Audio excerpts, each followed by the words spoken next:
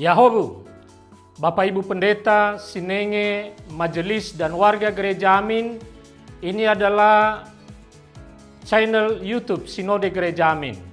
Karena itu, bagi yang mencintai Gereja Amin, tontonlah, subscribe, like, dan bagikan. Gereja Amin yang tangguh, mandiri, dan peduli. Tuhan Yesus memberkati.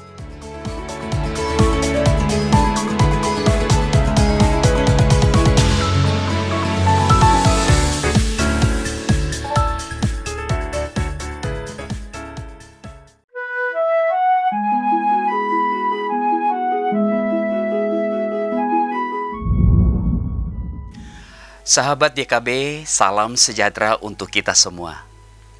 Bersyukur dapat kembali menjumpai saudara dalam acara Wasiat Kekal berupa renungan firman Tuhan yang memandu kehidupan kita.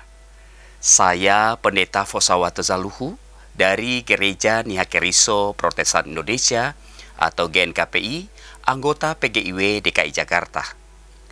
Renungan kita hari ini Minggu 6 Juli 2025 ditulis oleh Pendeta Nathanael Setiadi dari GKI Kayu Putih dengan judul Tidak Silau Kalah Berhasil, yang dilandaskan pada Injil Lukas pasal 10 ayat 1 sampai 11 dan ayat 16 sampai 20.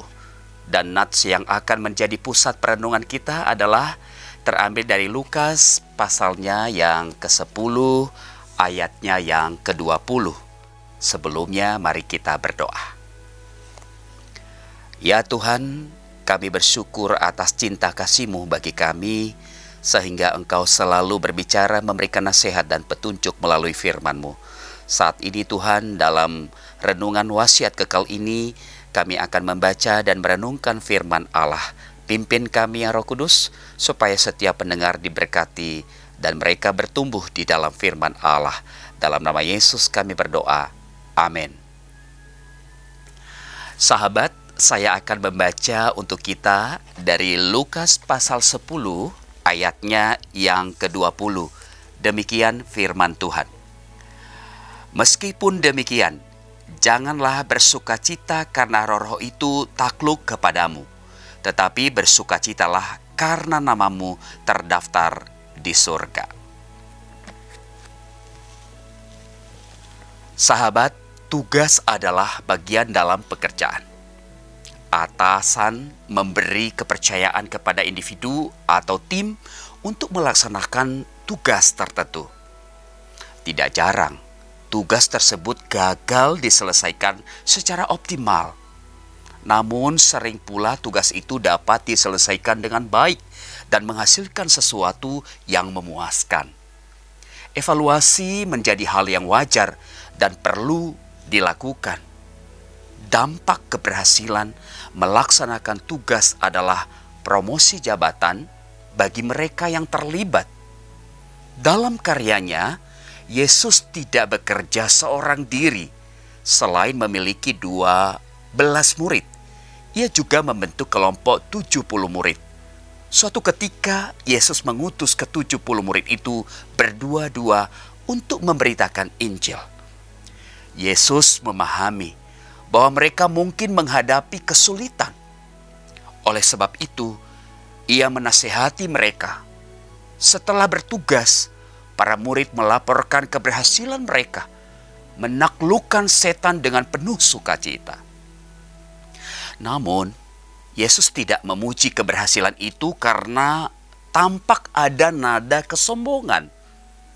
Ia menyadarkan mereka bahwa sukacita sejati bukan berasal dari keberhasilan, tetapi dari perbuatan baik yang telah dilakukan.